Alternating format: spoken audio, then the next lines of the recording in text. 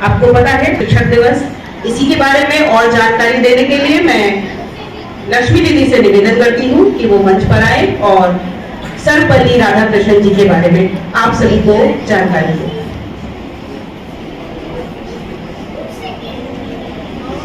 सुप्रभात। वंदनीय मां शारदे के प्रांगण में उपस्थित अतिथिगण, प्रधानाचार्य दीदी, समस्त आचार्य दीदी एवं भैया एवं प्यारे छोटे भैया बहनों, आप सभी को मेरा प्यार भरा नमन। आज मुझे बेहद खुशी हो रही है कि शिक्षक दिवस के अवसर पर मुझे कहने का अवसर मिला। जैसे कि सभी आप जानते हैं, आज है शिक्षक दिवस। शिक्षक दिवस हर वर्ष हम 5 सितंबर को मनाते हैं, क्योंकि इस दिन डॉक्टर सर्वपल्ली राधाकृष्णन जी की जयंती होती है। डॉक्टर सर्वपल्ली राधाकृष्णन जी भारत देश के दूसरे राष्ट्रपति रहे हैं। भारत देश के दूसरे राष्ट्रपति रहे हैं। जब ये राष्ट्रपति पद पर आसीन हुए, तब इनके कुछ छात्रों और मित्रों की इच्छा हुई कि इनका जन्म दिवस जश्न के रूप में मनाया जाए। पर इनके विचार थे कि इनका जन्म दिवस जश्न के रूप में न मनाकर शिक्षक दिवस के रूप में मनाया जाए, क्योंकि इनकी राय थी कि शिक्षक एक ऐसा व्यक्ति होता है समाज का, जो समाज की शिक्षा के द्वारा कई बुराइयों को खत्म कर सकता है। तो इन्होंने कहा कि मेरा जन्मदिन शिक्षक दिवस के रूप में मनाए। तो जब ये प्रस्ताव रखा गया और बाद में ये पास हो गया, तभी से शिक्षक दिवस 5 सितंबर को मनाया जाता है। पहला शिक्षक दिवस 5 सितंबर 1962 को मनाया गया। तभी से हर वर्ष पूरे भारत देश में शिक्षक दिवस मनाया जाता है। इस दिन हम अपने शिक्षकों को, अपने गुरुओं को, जिनका हमारे जीवन को आकार देने का, साकार करने का, मार्ग दिखाने का जिन्होंने कार्य किया है, उनको आभार व्यक्त करते हैं।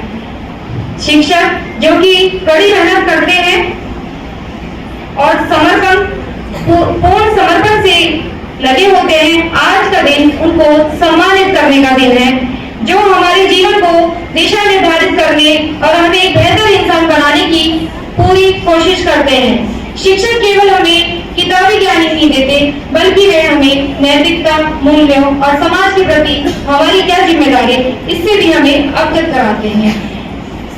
डॉक्टर सर्वपल्ली राधाकृष्णन जी की जीवन में उन्होंने काफी संघर्ष किया और एक बार की इनकी जीवन की घटना है कि जैसे कि ये मद्रास से थे, तो इनके यहाँ पर भोजन केले के पत्तों पर खाया जाता था और ऐसी स्थिति थी कि ये उसे लेने में भी सक्षम नहीं थे, यानी कि पत्ते खरीदने के लिए भी इनके पास पैसे नहीं थे।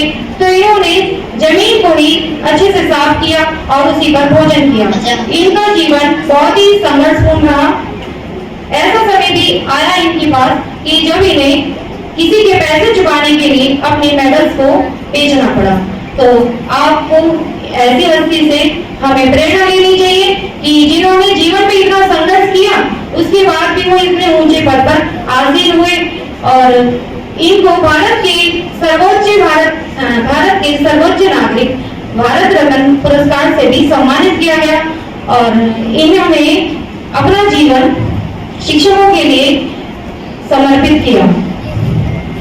अब मैं आप इस कार्यक्रम को आगे बढ़ाते हुए भैया क्लास 7B से कुछ आपके सामने आ रहे हैं, अपना एक छोटा सा कार्यक्रम लेंगे जो गुरुओं को समर्पित है।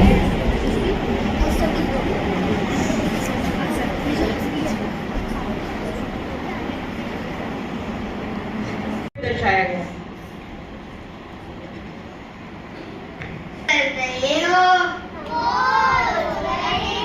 चलो कुछ खेलते हैं। चलो टीचर्स खेलते हैं। चलिए, तो अब आप सभी बताइए कि आप किस प्रकार के टीचर्स बनना चाहते हैं। मैं तो ऐसी टीचर बनूंगी जो अभी बच्चे शरारत करेगा उसे क्लास के बाहर खड़ा कर दूंगी। मैं तो ऐसा टीचर बनूंगा जो बच्चे अपने बाल बनाकर व नाखून काट कर नहीं आते हैं, मैं उन्हें बेंच पर खड़ा कर दूंगा। मैं एक ऐसा टीचर बनूंगा जो भी बच्चे बातें करेंगे उनकी पेरेंट्स से शिकायत कर दूंगा। मैं एक ऐसी टीचर बनूंगी जो बच्चे का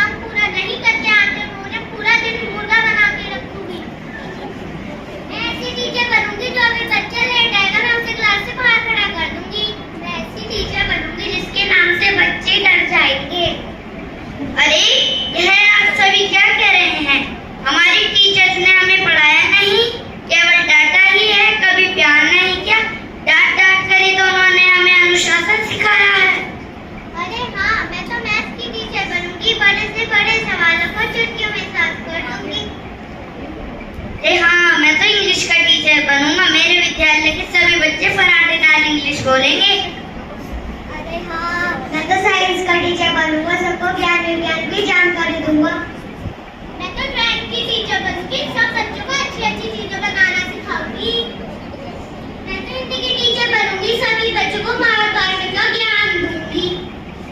मैं तो फिजिकल की टीचर बनूंगी, सभी बच्चों को पीटी करा के स्वस्थ बनाऊंगी।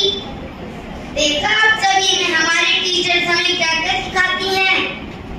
अरे हाँ, एक दिन मैं लंच लाना भूल गई थी, तो मेरी मैम ने मुझे अपना लंच भी शेयर करवाया था। एक बार खेलते खेलते मेरे चोट लग गई थी तो मैम ने मेरे दवाई भी लगाई थी। एक बार मेरा होमवर्क कंप्लीट नहीं था, मैम ने मुझे प्यार से समझा कराया था। एक बार जब मैं कंपटीशन में हार गई थी तो मैम ने मुझे बहुत मोटिवेट किया था।